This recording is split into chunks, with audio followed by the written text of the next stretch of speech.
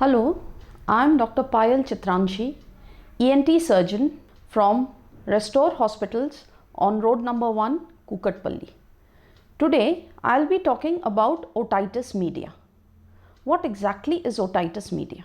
Well, it is an infection of the middle ear cavity. That is a part of the ear which is behind the eardrum. It is an air-filled cavity. Now, how does this area get infected? Most of the time, there's an infection of the eustachian tube. The eustachian tube is a connection between the middle ear and the back portion of the nose and throat. Due to any infection in the nose or throat, if this tube gets swollen and blocked, it can lead to middle ear infections. In children, the eustachian tube is much shorter than in adults. So infants who are bottle fed or who are fed breastfed in a lying down position can also develop this kind of ear infection. When there is an otitis media or a middle ear infection, it generally presents with pain in the ear. There can be a reduced hearing, decreased level of hearing. You will not be able to hear things properly. There can be some discharge or fluid coming out from the ear. These are the most common presentations. In addition to these symptoms, in children, it can also present with difficulty in feeding or avoiding feeds, refusing to take feeds. Children can have recurrent crying episodes. They might have some kind of lethargy or difficulty in sleeping at night. These are generally the common symptoms. Middle ear infections or otitis media often can reduce on their own and do not require any treatment. But sometimes they are persistent and they can increase. In all such cases, you need to consult your doctor to get the appropriate treatment. Treatment generally consists of a course of antibiotics to clear up the infection, and it would also include nasal decongestants to open up the eustachian tube, along with painkillers and anti-inflammatory drugs. So how can we prevent otitis media?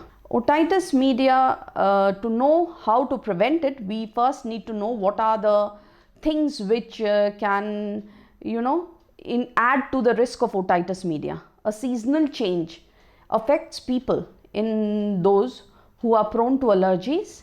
Again, as I have said, exposure to pollutants or smoke from tobacco, etc., can increase the chance of middle ear infection. In children, blockage of the eustachian tube due to adenoids, which are small tissues or glands behind the nose, can also lead to otitis media. Breast or bottle feeding, I would rather say bottle feeding in a lying down position can increase the chances of otitis media. Now, we will see how to prevent it. We should avoid exposure to cold, especially during weather change, to avoid any kind of ear infection. Infants who are bottle fed should be fed in sitting position rather than lying down position. Of course, breastfeeding is recommended to bottle feeding, which increases the immunity of the child. Also, children who go to daycare or who are exposed to multiple other children are prone to such ear infections. Tobacco and exposure to pollutants would also have to be avoided. When do you need to consult your doctor? Well, if it is a child below the age of 6 months, you need to bring the child immediately to the doctor. In older children or in adults, if the pain and discharge is not subsiding within a day, it would be recommended to visit your doctor. If there is again blood or pus discharge coming from the ear, you have to go to the doctor. At the doctor's clinic, a thorough history will be taken, and an examination with an otoscope will reveal the condition of your eardrum. Then the doctor, depending on symptoms, can suggest a hearing test, what is known as audiometry. He or she will be prescribing some antibiotics, painkillers, as I've already mentioned before.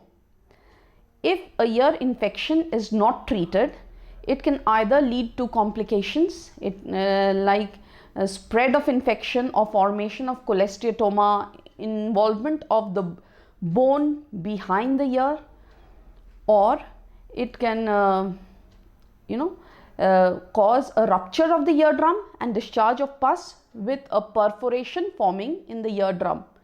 In such cases, a surgical correction of the eardrum with patching of the hole in the eardrum would be required. Here at our center, we have all the facilities required for the treatment of otitis media, both for conservative management with medicines, as well as we have the best in state-of-art microscope.